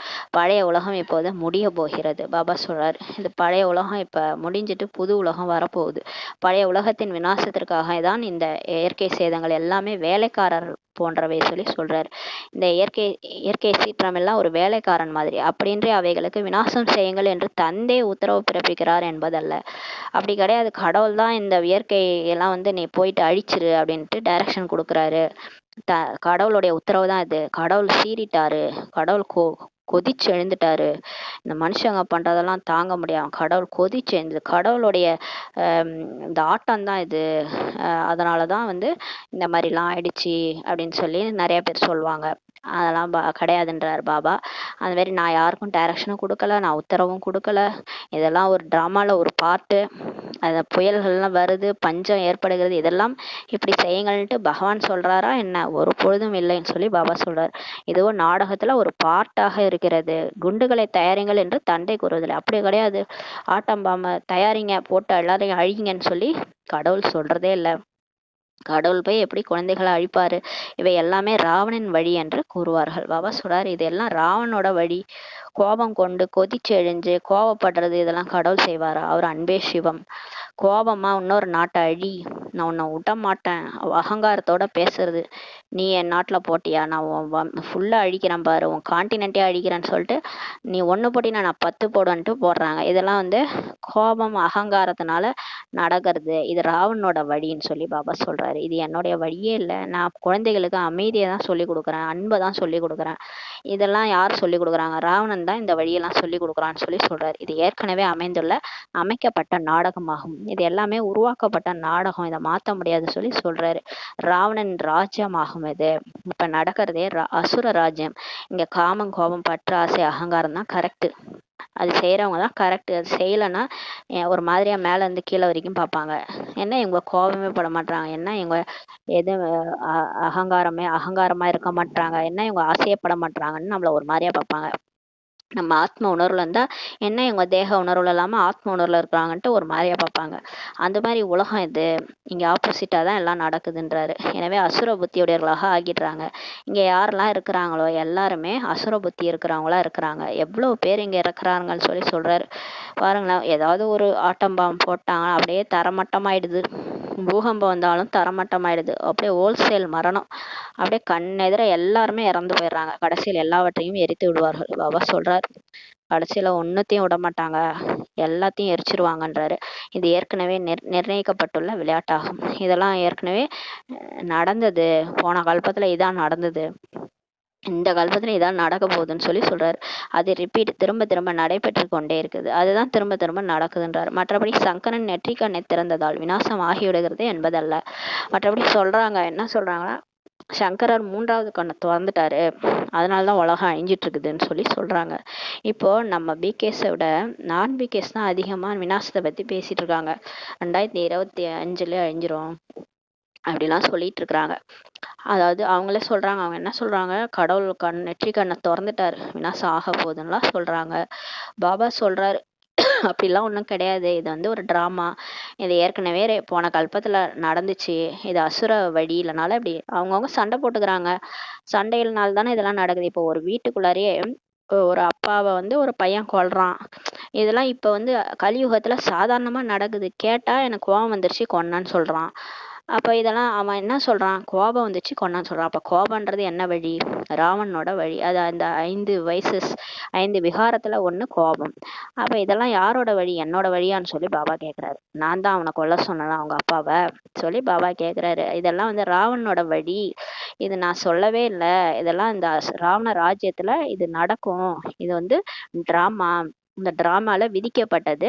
இந்த மாதிரி அசுர ராஜ்யத்துல இந்த மாதிரி ராவணனோட வழிப்படி நடந்து இப்படியெல்லாம் அழிஞ்சு போவாங்கன்றது ஏற்கனவே விதிக்கப்பட்டிருக்கு. இதெல்லாம் நடக்கும். இதெல்லாம் கர்மாப்படி, கர்மா பிலாசபி படி எல்லாம் நடக்குதுன்னு சொல்லி சொல்றாரு. இது நிர்ணயிக்கப்பட்டுள்ள விளையாட்டு. இதுக்கும் எனக்கும் சம்மந்தம் இல்லைன்னு சொல்லி பாபா சொல்றாரு.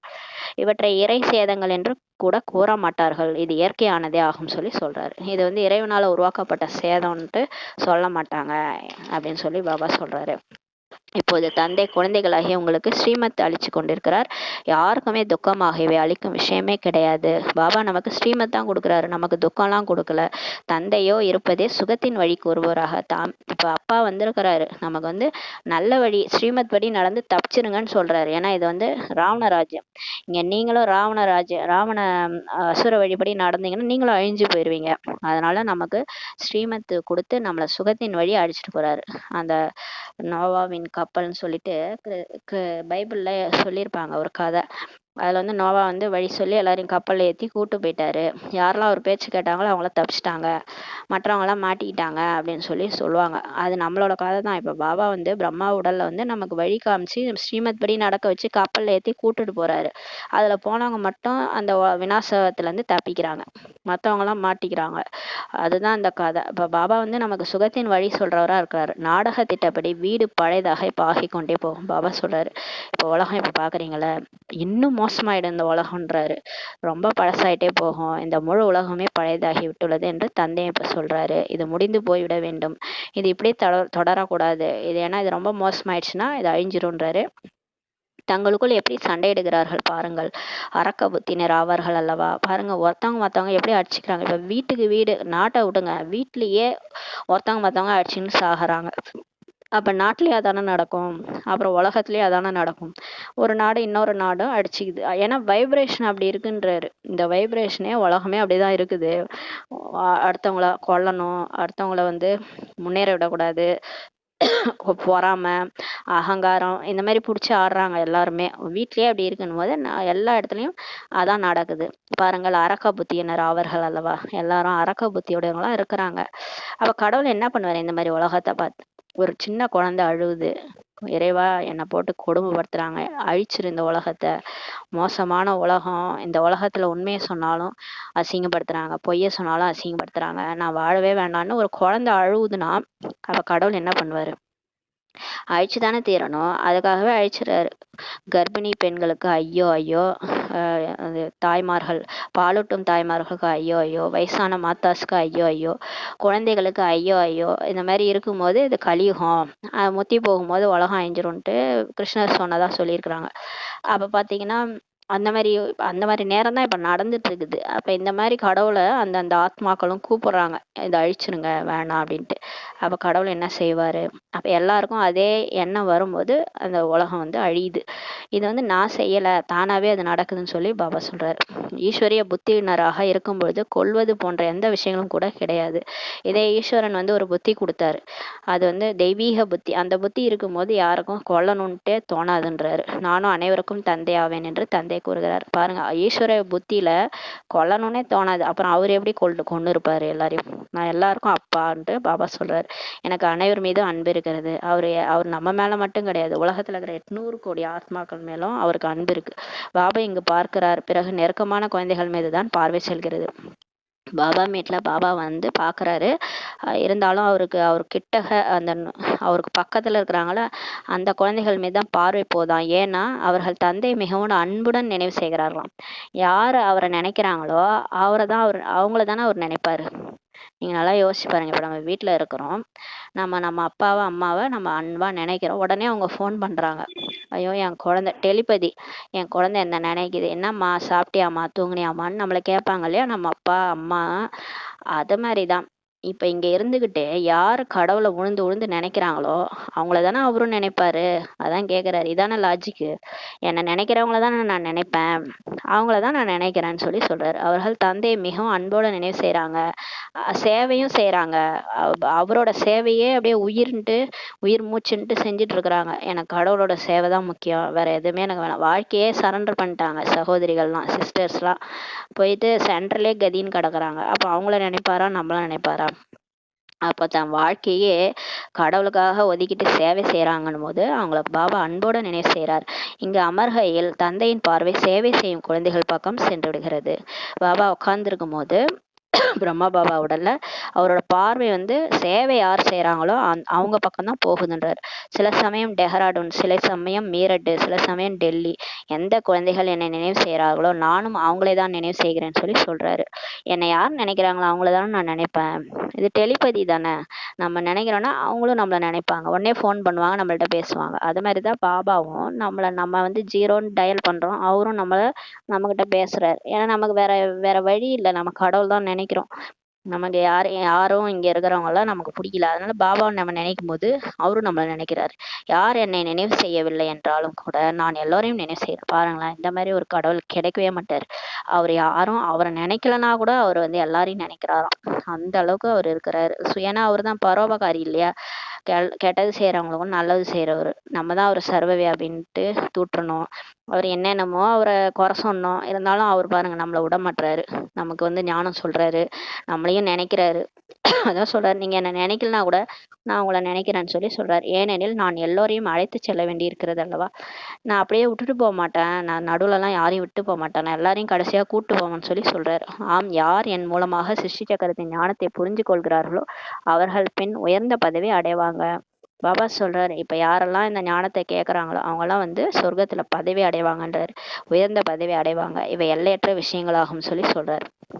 இது நல்லா புரிஞ்சுக்கணும். இந்த ஞானத்தை யாரு நம்புறாங்களோ அவங்க சொர்க்கத்துக்கு கண்டிப்பா லட்சுமி நாராயணனா இல்ல ஏதோ பிரஜை பதவி, செல்வந்த பிரஜை கூட நல்ல பதவி தான். உயர்ந்த பதவி அடையறவங்க நம்புறவங்க தான். அந்த சிருஷ்டி சக்கர ஞானத்தை நம்பி நான் தான் தேவதையா இருந்தேன்ட்டு நம்புறவங்க தான் அதை அடைவாங்கன்னு சொல்றாரு. இவை எல்லையற்ற விஷயங்களாகும் சொல்லி சொல்றாரு. அந்த ஆசிரியர்கள் ஆகியோர் எல்லைக்குட்பட்டவர் அவர்கள். இவர் எல்லையில்லாத ஆசிரியர் ஆவார். எனவே குழந்தைகளுக்குள் எவ்வளவு குஷி இருக்கணும் பாருங்க. அந்த சாதாரணமான ஆசிரியர் அப்துல் கலாம் என்னுடைய டீச்சர்னா எவ்வளோ பெருமையா இருக்கும் நமக்கு. இவர் பாருங்க, கடவுளே எனக்கு டீச்சரா வந்திருக்காருன்னா எவ்வளவு குஷி இருக்கணும். அதான் கேட்கிறாரு, எல்லாருடைய பாகமும் ஒன்று போல இருக்க முடியாது என்று தந்தை கூறுகிறார். இருந்தாலும் எல்லாரும் ஒரே மாதிரி பார்ட் பிளே பண்ண மாட்டாங்க. இவருடைய பாகமும் இருந்தது, ஆனால் பின்பற்றுவர்கள் கோடியில் ஒருவராக தான் வெளிப்பட்டார்கள். பாபா நான் 7 நாட்களின் குழந்தையாவேன்ட்டு சொல்றாங்க சில குழந்தைகள். சிலர் ஒரு நாள் குழந்தையாவேன்ட்டு சொல்றாங்க. அதாவது இங்க பாபாவை தெரிஞ்சுக்கிட்டாங்க, அப்படியே பூட்டு திறந்துருச்சு.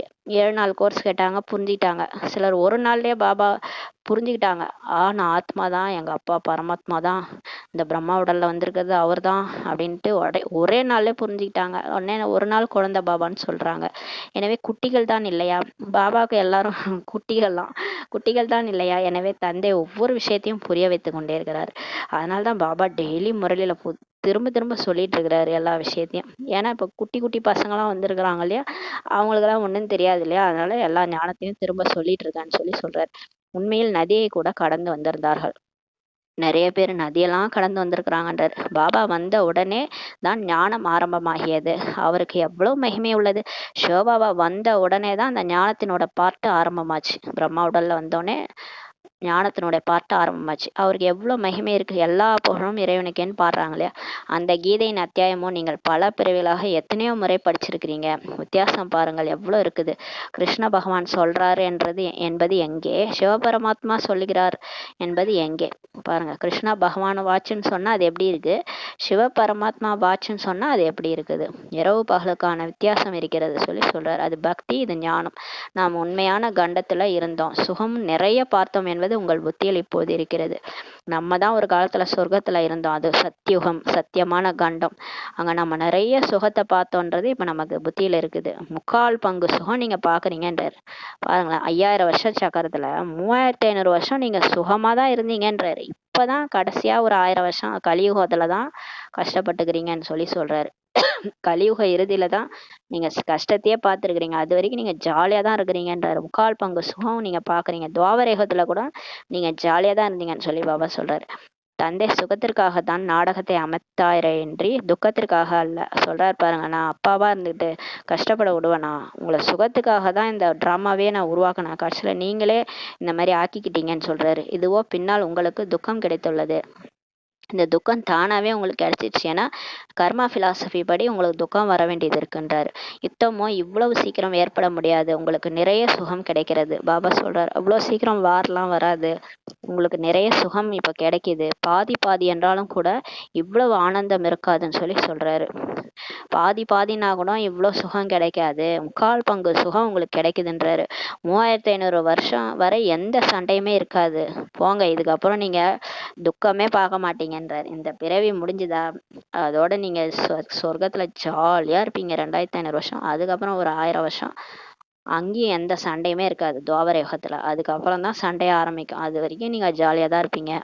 வியாதிகள் ஆகியவே இருக்காதுன்னு சொல்லி சொல்றாரு பாபா. உங்களுக்கு வியாதி கூட வராது எதுவுமே. இங்கோ பாருங்கள், நோய்களுக்கு பின்னால் நோய்கள் ஏற்பட்டு கொண்டே இருக்கின்றன. இங்க பாருங்களேன், நோய் வராம இருந்தாதான் அதிசயம். தினமும் ஒரு நோய் வருது. அது விதவிதமான பேரோட நோய் வருது. கொரோனாவே அது விதவிதமான கொரோனா வைரஸ் வருது. இப்ப விதவிதமா வருதுன்றார். சத்தியுகத்தில் இது போல தானியங்களை அரித்து சாப்பிடும் புழுக்கள் எல்லாம் இருக்குமா என்ன? சொர்க்கத்துல பாபா சொல்றாரு பாருங்க, இங்க இருக்கிற தானியங்கள்ல புழுலாம் வருது இல்ல, புழுலாம் தானியங்களை அரிச்சிருது. இந்த ஒரு அரிசி வைக்க முடியல, கோதுமை வைக்க முடியல, எல்லாத்துலயும் புழு வச்சிருது.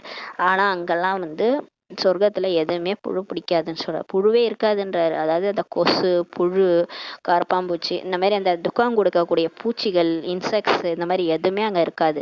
ஆக அதனுடைய பெயரே சொர்க்கமாகும். சொர்க்கம்னா அங்க துக்கம் கொடுக்கக்கூடிய விஷயங்களே எதுவுமே இருக்காது. புழு பூச்சி கூட நமக்கு துக்கம் கொடுக்க, அது இருக்காது. அங்க இருந்தாதானே துக்கம் கொடுக்கும், இருக்காது, தூய்மையா இருக்கும்ன்றாரு.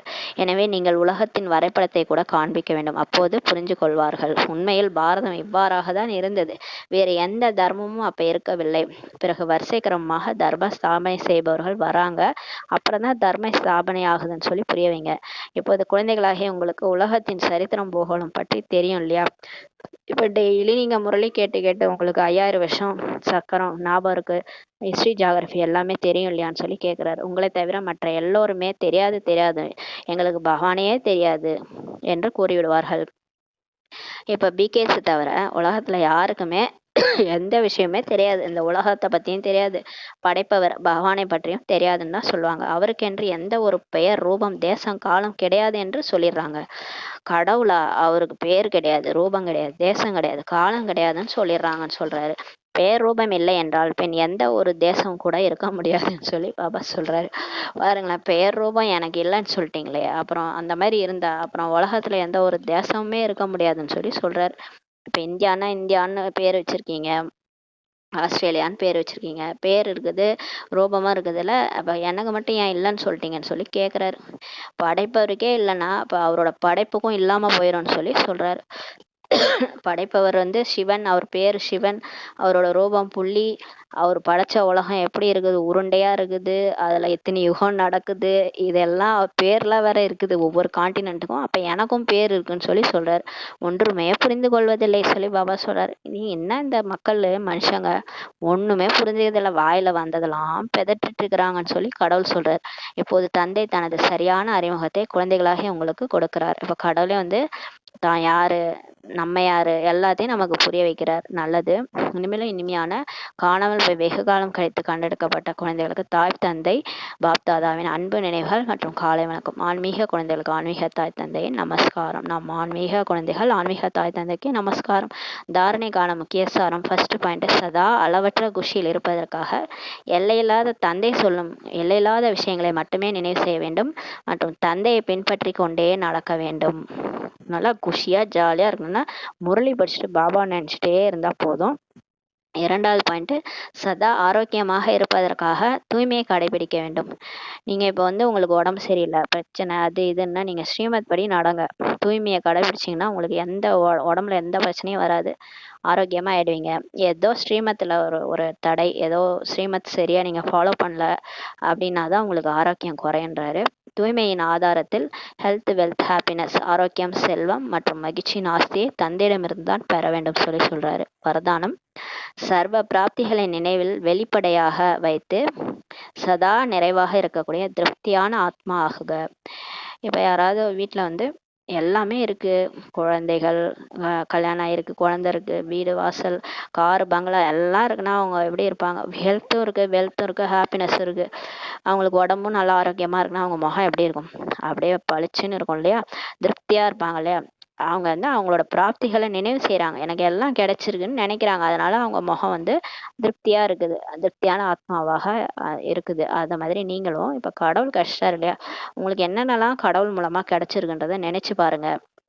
சர்வ பிராப்திகளையும் நினைவில் எமர்ஜி செய்யுங்க, வெளிப்படையா எமர்ஜி செய்யுங்க. அப்ப சதா நிறைவாக டெய்லி இருக்க முடியும். அந்த மாதிரி இருக்கக்கூடிய திருப்தியான ஆத்மா ஆகுகன்ற வரதானம் கொடுக்குறாங்க. சங்கமயுகத்தில் பாப்தாதா மூலம் பிராப்திகள் கிடைத்துள்ளன. இப்ப வந்து இப்போ உலகமே வந்து எல்லாம் இருந்தாலும் அவங்களுக்கு எதுவுமே இல்லாத மாதிரி தான் இருக்கு. ஏன்னா அன்பு இல்லை, அமைதி இல்லை, எது திருப்தி இல்லை, ஆரோக்கியம் இல்லை, அந்த மாதிரி இருக்காங்க உலகத்துல. இது இருந்தா அது இல்லை, அது இருந்தா இது இல்லை, அந்த மாதிரி தான் எல்லாரும் வாழ்ந்துட்டு இருக்கிறாங்க. ஆனா இப்ப நமக்கு சங்கமயுகத்துல பாப்தாதா கிடைச்சிட்டாரு. அவர் மூலமா நமக்கு எல்லா பிராப்திகளும் கிடைச்சிருச்சு. ஞானம், குணங்கள், சக்திகள், குஷி எல்லாமே கிடைச்சிருச்சு இல்லையா? செல்வம் எல்லாமே கொடுத்துட்டாரு. அவற்றை நினைவை நீங்க எமர்ஜி ரூபத்தில் இருக்கணும். அடிக்கடி இதை நினைவை கொண்டு வரணும். நான் யாரு? இறை மாணவன். எனக்கு சங்கமயுகத்துல கடவுளே வந்து பாடம் எடுத்து என்ன தேவதை ஆக்கிட்டு இருக்காரு. நான் அடுத்த பிறவி போய் நான் தேவதையாக போறேன். அங்க தங்க மாளிகை, வைர வைடூரியங்கள் எல்லாம் நிறைஞ்சிருக்கும். அந்த மாதிரி 84 பிறவி நான் எடுக்கிறதுக்கான சொத்து எனக்கு இங்கேயே கொடுத்துட்டு இருக்கிறாரு. அவ்வளோ ஆஸ்தி நான் அடைஞ்சிட்டு இருக்கிறேன். நான் எப்பேற்பட்ட பாக்கியசாலி. கோடியிலும் சிலரா, அந்த சிலரும் சிலரா நான் இருக்கிறேன். கடவுளே தேர்ந்தெடுக்கப்பட்ட ஆத்மானா, பத்மாவதம் கோடி பாக்கியசாலினா. இதெல்லாம் நினைவு செய்யுங்க. நான் தான் உலகத்துக்கே ஆதார மூர்த்தியா இருக்கிறேன். நான் பூஜைக்குரிய ஆத்மா.